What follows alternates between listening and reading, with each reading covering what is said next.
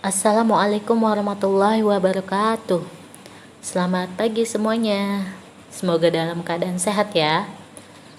Baik, ketemu lagi dengan Ibu Putri. Kali ini saya akan menjelaskan mengenai standar asuhan keperawatan pada klien isolasi sosial.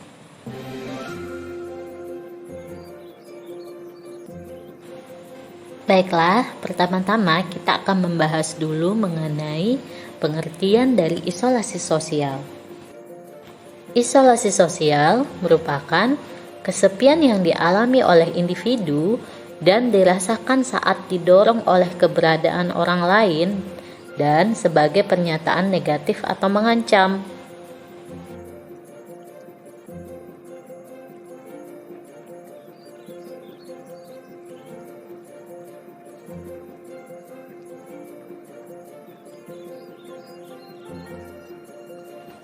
Kemampuan hubungan sosial berkembang sesuai dengan proses tumbuh kembang individu mulai dari bayi sampai dengan dewasa lanjut untuk mengembangkan hubungan sosial yang positif.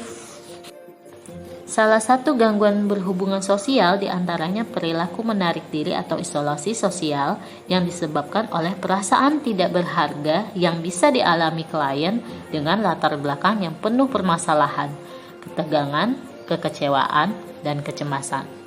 Perasaan tidak berharga menyebabkan klien makin sulit dalam mengembangkan berhubungan dengan orang lain. Akibatnya, klien menjadi regresi atau mundur, mengalami penurunan dan aktivitas dan kurangnya juga perhatian terhadap penampilan dan kebersihan.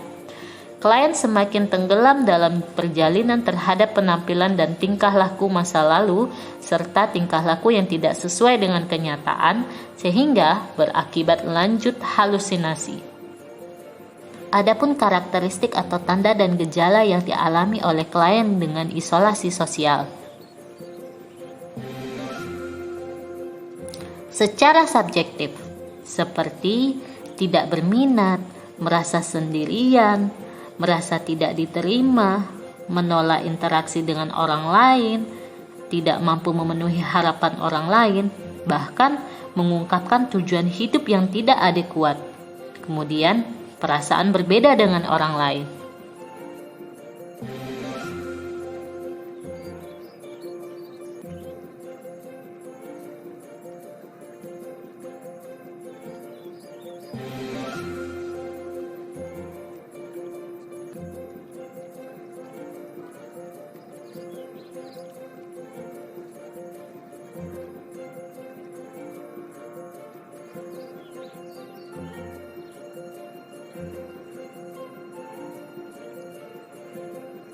Selanjutnya, kita lihat tanda dan gejala secara objektif. Yang pertama, tidak ada dukungan orang yang dianggap penting. Kemudian, afek tumpul, afek sedih, bahkan merasa tidak berarti, menyendiri atau menarik diri. Tindakan yang berulang, tidak komunikatif, dan tidak ada kontak mata.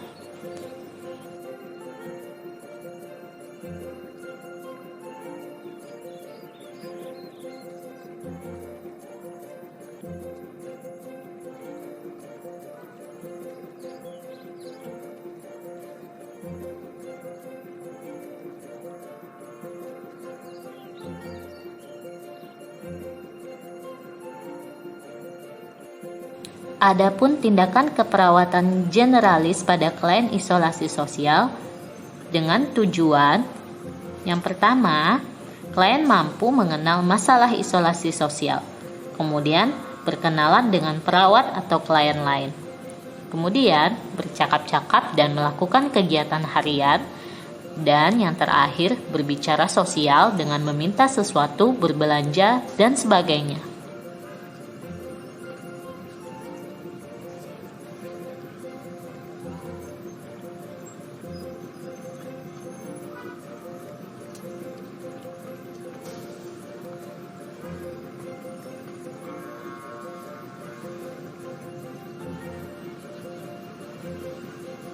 Tindakan keperawatan generalis untuk strategi pelaksanaan yang pertama yaitu menjelaskan tanda dan gejala, penyebab dan akibat isolasi sosial. Hal ini dapat dilakukan dengan mengidentifikasi tanda dan gejala, penyebab dan akibat isolasi sosial, kemudian mendiskusikan keuntungan memiliki teman, kerugian tidak memiliki teman.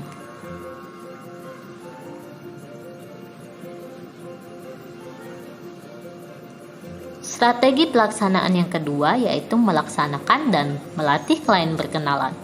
Hal ini dapat dilakukan dengan menjelaskan cara berkenalan, mendemonstrasikan cara berkenalan, dan melatih klien berkenalan 2-3 orang atau lebih.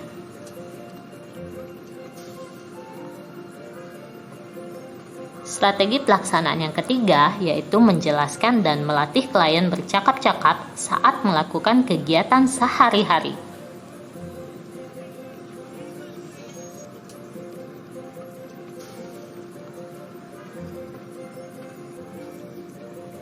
Dan strategi pelaksanaan yang terakhir yaitu menjelaskan dan melatih berbicara sosial, seperti meminta sesuatu, berbelanja, dan sebagainya.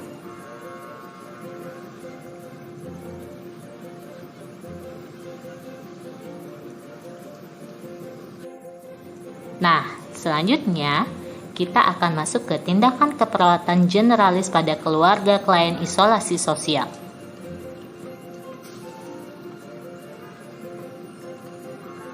Tujuan keperawatan generalis pada keluarga klien isolasi sosial yang pertama, keluarga mampu mengenal masalah klien isolasi sosial. Kedua, keluarga mampu mengambil keputusan untuk merawat klien isolasi sosial. Ketiga, keluarga mampu merawat klien isolasi sosial. Keempat, menciptakan lingkungan yang terapeutik untuk klien isolasi sosial. Dan yang kelima, memanfaatkan pelayanan kesehatan untuk follow up kesehatan klien isolasi sosial dan mencegah kekambuhan. Tindakan yang pertama yaitu menjelaskan masalah klien isolasi sosial pada keluarga. Hal ini dapat dilakukan dengan mengidentifikasi masalah keluarga dalam merawat klien isolasi sosial, kemudian menjelaskan pengertian, tanda dan gejala, dan proses terjadinya isolasi sosial. Kemudian mendiskusikan masalah dan akibat yang mungkin terjadi pada klien isolasi sosial. Hal ini dapat dilakukan dengan mendiskusikan masalah dan akibat yang mungkin terjadi pada klien isolasi sosial. Menganjurkan keluarga memutuskan untuk merawat klien isolasi sosial.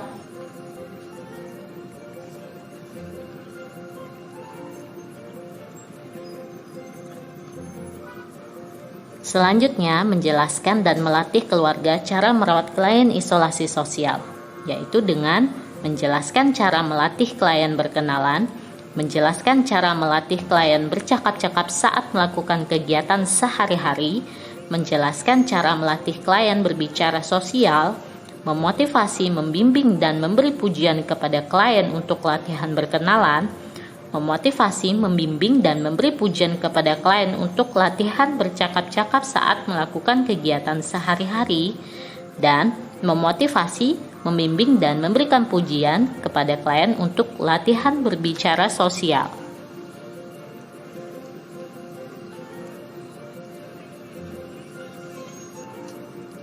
Kemudian, menjelaskan dan melatih keluarga menciptakan lingkungan yang terapeutik bagi klien isolasi sosial dengan cara mendiskusikan anggota keluarga yang terlibat dalam perawatan klien, mendiskusikan setting lingkungan rumah yang mendukung perawatan klien, dan menganjurkan keluarga melibatkan anggota keluarga lainnya dalam merawat klien.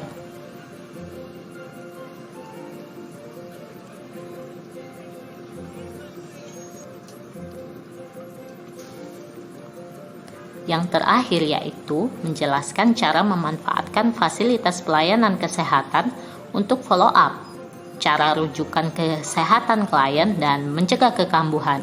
Hal ini dapat dilakukan dengan yang pertama, menjelaskan cara memanfaatkan fast-case yang tersedia.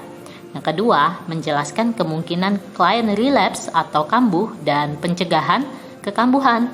Dan yang ketiga, mengidentifikasi tanda-tanda kekambuhan dan kemungkinan kambuh. Dan yang terakhir, yang keempat, yaitu menjelaskan dan menganjurkan follow up dan merujuk klien ke fasilitas pelayanan kesehatan.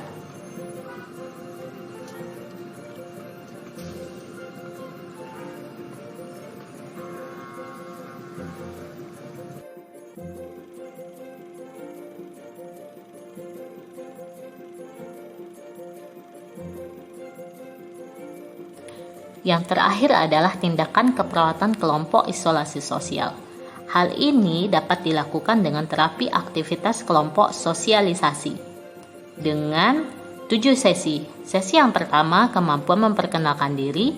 Sesi kedua, kemampuan berkenalan.